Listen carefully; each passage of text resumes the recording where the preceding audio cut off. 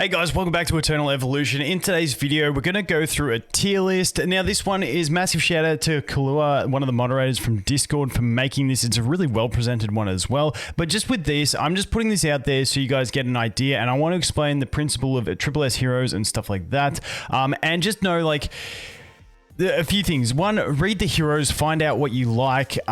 Tier lists change a lot. Like, even this tier list from the last time this tier list was made in October, like, some of the units have changed like 2 tiers and nothing's changed about the units. So just keep in mind that tier lists are very subjective, and, you know, just do what you have fun at the end of the day. And also, if you've got a low tier unit but you have a heap of dupes, because just keep in mind, like, units like the elephant dude and stuff, they've got higher rates from the basic banner, meaning you'll get a lot more copies. So like him having like 6 copies of him is going to be having better than having 1 or 2 copies of one of the S tier units. So that is definitely a thing to think about in the game, because, you know, for me personally, I've built him up because I think I've had a total of 7 copies of him, whereas all these other tanks I either don't have or only have 1 copy of. So definitely something to keep in mind. But let's look through this tier list. Like I said, fantastic job by Kalua for making this up. We got a few bit of a, you know, what do you call it?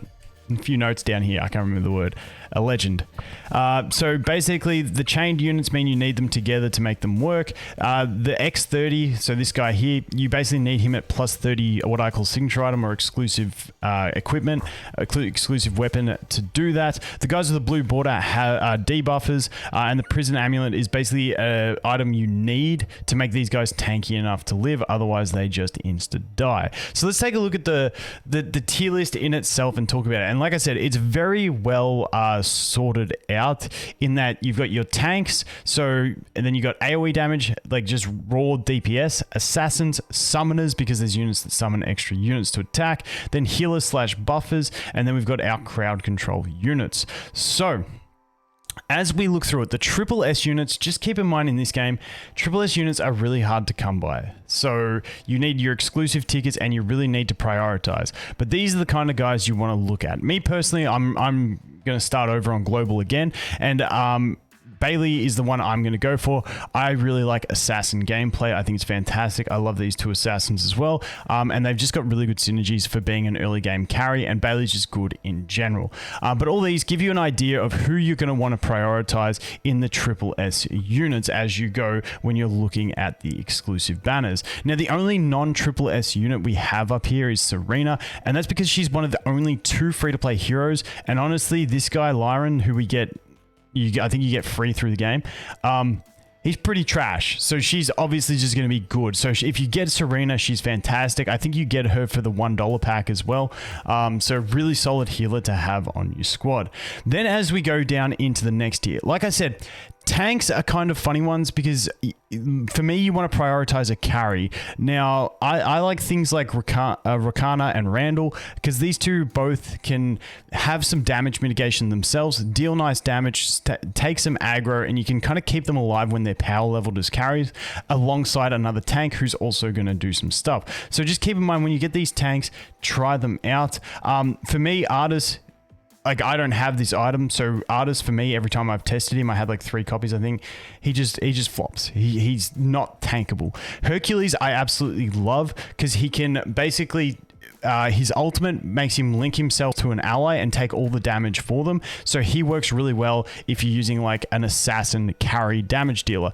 Now, I don't like as much using carry, and I'll do a whole video talking about carries, but these guys are fantastic. Taylor's an absolute beast for damage, just raw damage. And then these 2 add the debuffing effect. So raw damage, Taylor is going to be better than these 2, but these 2 do have the nice effect. And also with Sorietta, the dragon, we do get a few copies of this one free, so you will actually be able to upgrade this one faster to get, you know, some good quality out of it, depending on how lucky you are with pulls. But we also do get a free copy of Taylor through the Labyrinth store. I forget what the Labyrinth's called. Too many games with the same features with different names. But yeah, really, really solid. Over here, these 3 units, you're going to want to get at least 1 or 2 of them to a decent usage early game, just so you can push through one of the dungeons. because one of the dungeons is going to be AoE priority, and that is the way you're going to get the artifacts, I believe. So you definitely want to have one of them built up. Oh no, I think that's one's for the commanders, to get upgraded commanders. So you do need some AoE. So AoE is going to be an important thing at some stage. Moving on from that, these guys, DPS, these are multi-hitters, meaning one of the bosses we need to use multi-hits. So these guys are going to be fantastic for that. If you have basically a Taylor and his Soronetta, you're pretty solid. The cool thing about Randall over here is he has self-mitigation, but also he brings clones out, so he does have multi-hits as well, which makes him useful for that boss. He's melee, which means he's useful for the other boss, and also he can do really good AoE damage for the AoE boss, so he's fantastic as well. Moving over here into summoners, there's certain stages that you will get where, you know, bosses basically nuke enemies, and if you can get summoning units out, for instance, Muka here, and you can get him from the basic summon shop as well, the Muka. You can also get a few of these other guys. You can get the things like Omar, Orisa, and stuff like that. But, you know, he's going to summon these wolves, and then the enemy's going to nuke the wolves to keep the rest of your team alive. So he's not a bad unit either. Moving on to this dude. This dude's got some decent control. I find my teams just don't work with him.